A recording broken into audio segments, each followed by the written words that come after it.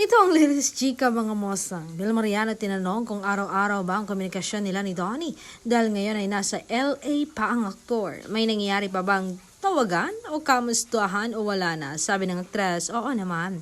Hindi naman nawawala sa amin iyon ni Donnie araw-araw.